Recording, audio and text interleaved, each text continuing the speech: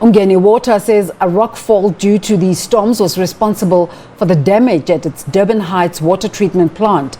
This has led to water shortages across the city and surrounds. Meanwhile, several big businesses in and around the Old Airport Precinct south of Durban have been looted following the torrential rains that led to widespread flooding in many parts of KwaZulu-Natal. Disaster management teams are still working around the clock, assisting those in affected communities. For more on this story, let's cross live to our environmental reporter, Nozintombi. Miya, a very good morning to you. Nozintombi, what have you been seeing this morning?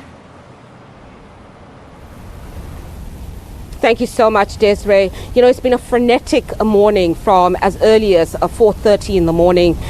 We started actually at the Old Airport Precinct where, you know, shipping containers, abandoned shipping containers that were flooded as a result of the Umgeni Water Canal flooding over 3 meters high, were pushed to the side, were damaged, left skewn asunder, and left in complete and absolute disarray.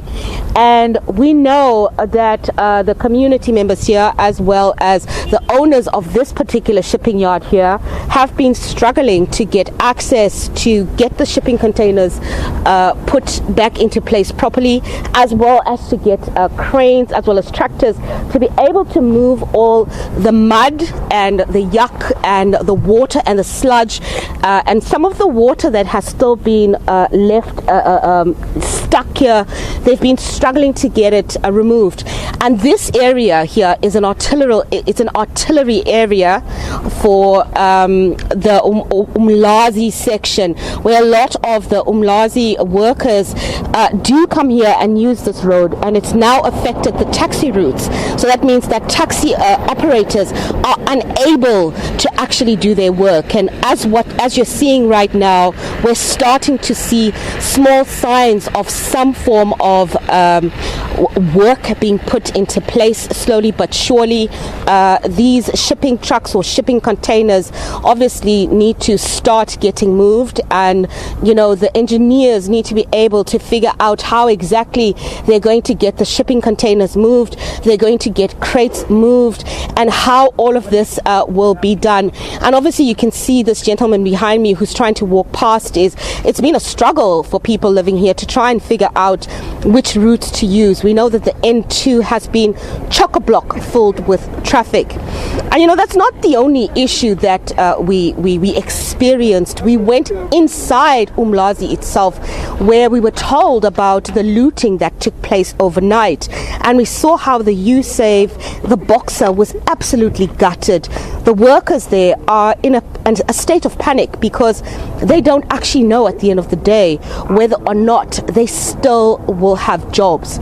And beyond them just trying to salvage the pieces of their lives from the flooding, as well as to be able to salvage their jobs, there is no water. There are large parts of northern, southern and central Durban areas that don't have water. We do know that officials had said that they would bring in water tankers to try and assist communities that don't have access to water. But on the ground, this is not what we are seeing. And this is concerning to people. It's left people frustrated, and it's left people feeling like they have absolutely no hope.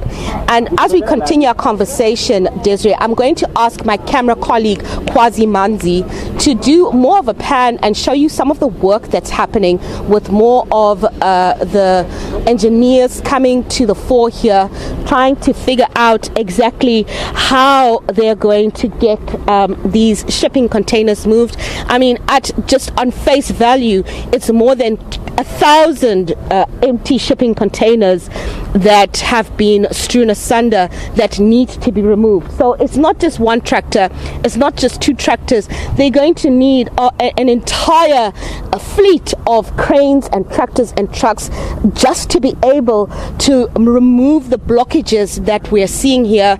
And it's going to need cooperation, not just from the private company, but it's also going to need cooperation from municipality as well as taxi organizations conditions, and again the frustration from the people that they're just not getting sufficient support from the municipality to try and get the ball rolling. Desiree. There's a lot of noise in the background. I don't know if you can hear me. Please just nod if you can. Okay, Nozintombi, Miya, it looks absolutely. We can definitely hear you. It is definitely loud outside. It looks totally disastrous, and the South African Weather Service says 4 provinces are likely to experience more thunderstorms from tomorrow, and KZN is included in this list.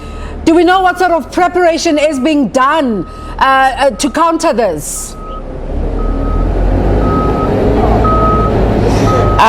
So a crane is literally just driving right past us, and I'm going to give Kwazi a chance to show you the crane as I answer that question. And we do know that from the South African Weather Service that they're definitely putting in place emergency measures to try and ensure that all residents that are living in low-lying areas are moved from those low-lying areas and are put in places of safety. We do know that the Premier yesterday, along with his walkabout with the President, announced that they would be releasing funds, disaster relief funds, to be able to assist affected communities in this area. And the Weather Service is saying they are expecting more flooding as from tomorrow afternoon. So they're not out the woods yet. It's still going to be a long trudge.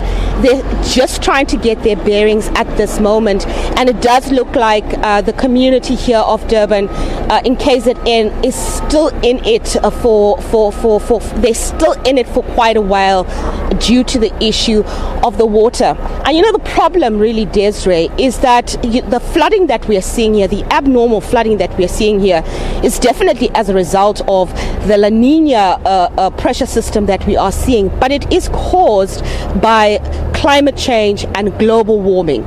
We do know that with global warming, when Earth's temperatures rise, what we're seeing is that the ice caps melt and the water level in the ocean rises, and that creates more wind, that creates more thunderstorms, more thunderclouds, and more thunderclouds and more thunderstorms that are created means that areas that are along coastal lines will be the most affected and most impacted when it comes to the flooding of the higher water level from the ocean. And the problem now in areas like KwaZulu-Natal, which is an issue that the United Nations intergovernmental panel on climate change urged us and cautioned us about over the past few months and released their latest report just last week. They cautioned governments to ensure that governments themselves are proactive and put in place measures in place, infrastructure in place to buffer those communities that are going to be hardest hit, to buffer the communities that are going to be the most impacted.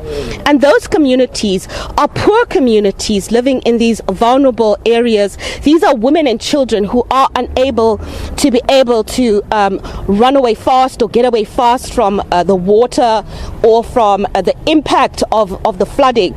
And we're seeing this in real life in KZN, where the infrastructure is a problem in low-lying areas, and government is scrambling to release disaster relief funds to be able to remove those vulnerable groups into places of area or places that are in higher areas.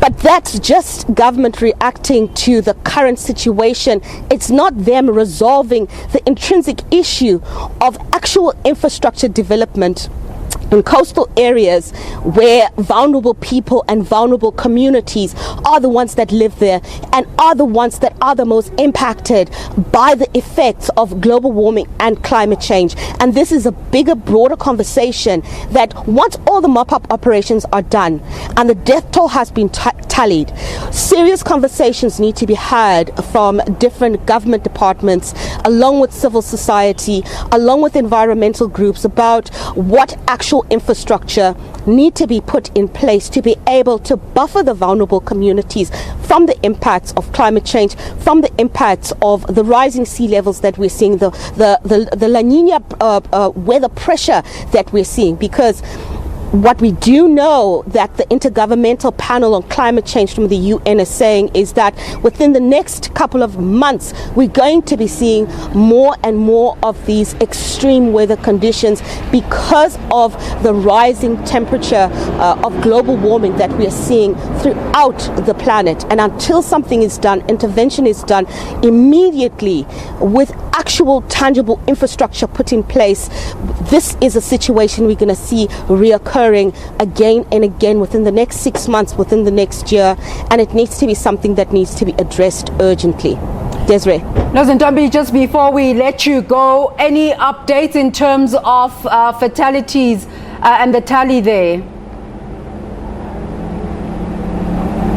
We do know that early this morning, cooperative governments released a tally that more than 300 people had been declared dead, but we do know that they are still calculating as they get access into areas that they were not able to get access into. It's still speculative right now what the death toll could be, but as it stands now, the death toll is at over 300 fatalities, and we do understand that the numbers, there's a real possibility that as search and rescue missions go into areas that were previously difficult to get into, that number could raise, and it really does paint a grim picture of the situation on the ground here in KwaZulu-Natal. Desiree. Thank you so much, Nozintombi. Miya, of course, will continue to touch